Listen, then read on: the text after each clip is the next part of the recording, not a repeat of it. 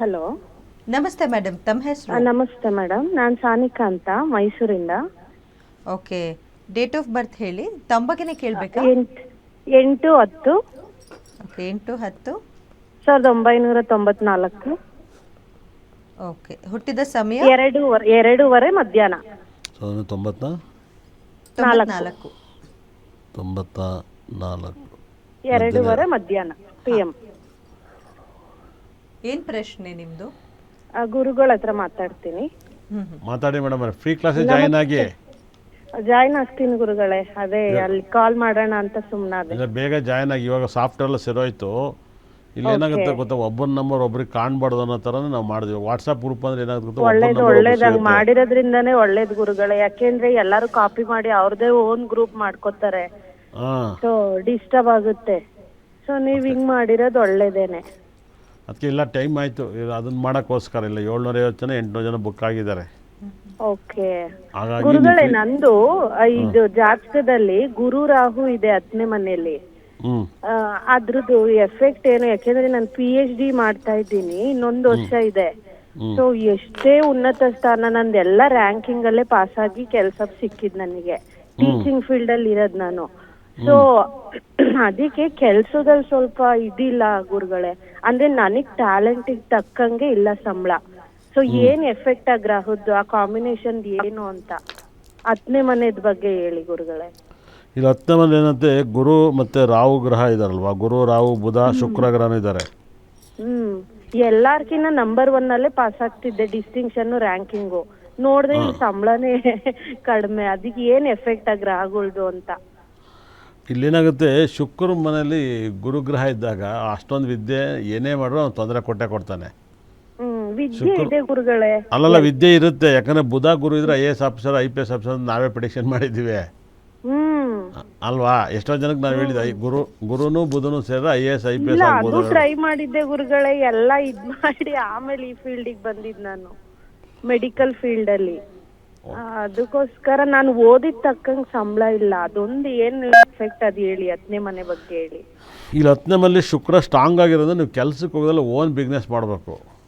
Okay, 10ನೇ ಮನೆ ತುಂಬ strong ಆಗಿದೆ. ಗುರು ಶುಕ್ರ ಬುಧ ರಾಹು ಗ್ರಹ ಇದ್ದಾಗ ನೀವು 100% ಓನ್ ಬಿಸ್ನೆಸ್ ಮಾಡೋ ಸಕಲ ಬಿಸ್ನೆಸ್ ಮಾಡಕ್ಕೆ ಸ್ವಲ್ಪ ಮಾತು ಕಡಿಮೆ ಗುರುಗಳೇ. ನಾನು ಸೈಲೆಂಟು. ಮುಖೇಶ್ ಅಂಬಾನಿ ಏನ್ ಮಾತಾಡ್ತಾರೆ? ಮುಖೇಶ್ ಅಂಬಾನಿ ಏನಾದ್ರು ಮಾತಾಡೋದು ನೋಡಿದ್ರಾ? ಮಾತಾಡಲ್ಲ.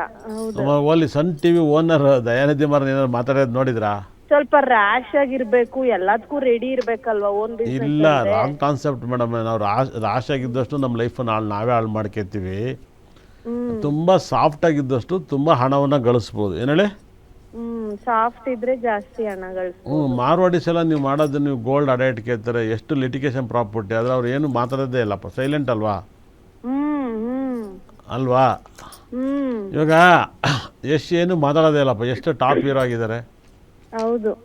ಇವಾಗ ದರ್ಶನ್ ಸುದೀಪ್ ಇವರೆಲ್ಲ ಜಾಸ್ತಿ ಮಾತಾಡ್ತಾರೆ. ಅವರೇಜ್ ಇವಾಗ ಯಾರನ್ನೂ ತೃಪ್ತಿ ಪಡ್ಸಕ್ಕೆ ಯಾಕೆ ಮಾತಾಡಿ ನಾವು ಕೆಟ್ಟರಾಗ್ಬೇಕು ಹೇಳಿ? ಸಿನಿಮಾದಲ್ಲೇ ಚೆನ್ನಾಗಿ ಮಾತಾಡ್ತಾರೆ, ಅದೇ ಸಾಕು. ಪರ್ಸ್ನಲ್ ಆಗಿ ಏನಕ್ಕೆ ಬೇಕು?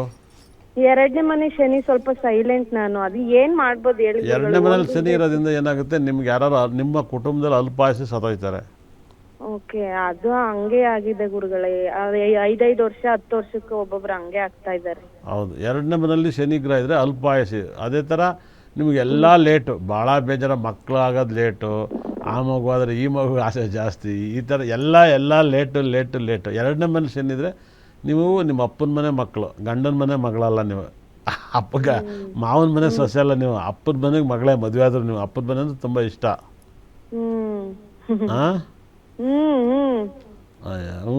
ನನ್ನ ಹೆಂಡತಿಗೆ 2ನೇ ಮನೇಲಿ ಶನಿ, ನನಗೂ ಈಗ ಗೋಳ್ ಅನುಭವಿಸಿ ಸಾಕಾಗೈತೆ.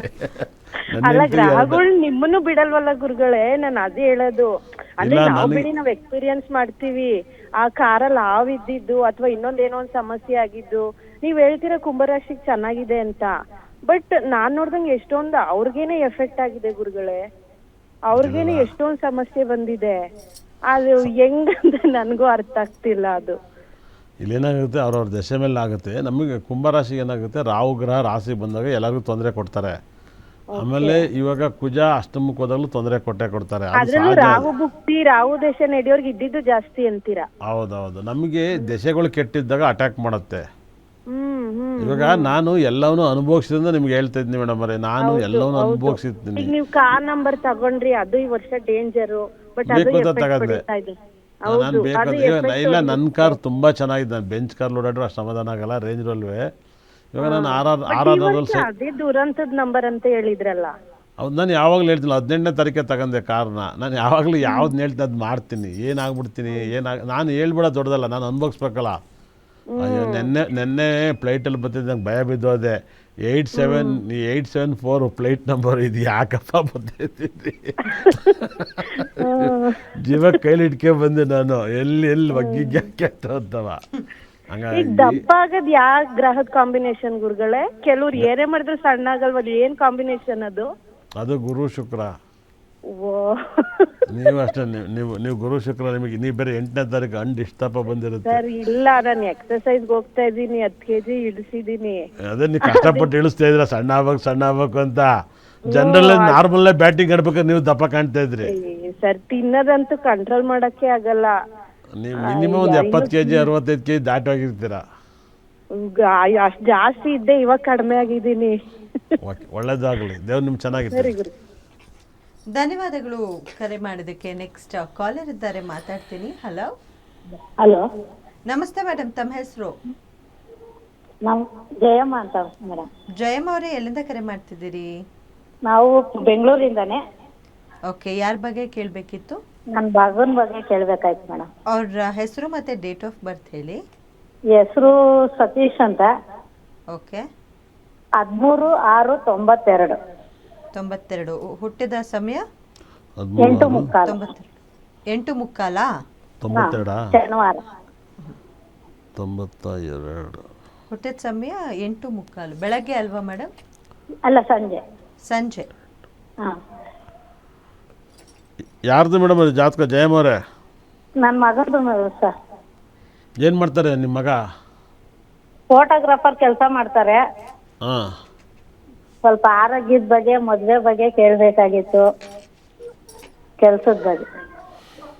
ಇಲ್ಲ, ಅವನ ಲೈಫಲ್ಲಿ ಒಳ್ಳೆ ಮದುವೆ ಎಲ್ಲ ಆಗುತ್ತೆ, ಏನು ಹೆದರಬೇಡಿ. ಆರೋಗ್ಯ ಕೆಡುತ್ತೆ. ಲಗ್ನದಲ್ಲಿ ಶನಿ ಗ್ರಹ ಇದ್ದಾನೆ. ಶನಿ ಗ್ರಹ ಇದ್ದಾಗ ಬುಧನ ಜೊತೆ ಕೇತು ಇದ್ದಾನೆ. 4ನೇ ಮೇಲೆ ಕುಜ ಗ್ರಹ ಇದ್ದಾನೆ. ಏನೋ ಪ್ರಾಪರ್ಟಿ ಮನೆ ಇರ್ಬೇಕಾದ್ರೆ ಸ್ವಂತ ಮನೆ ಇದೆಯಾ?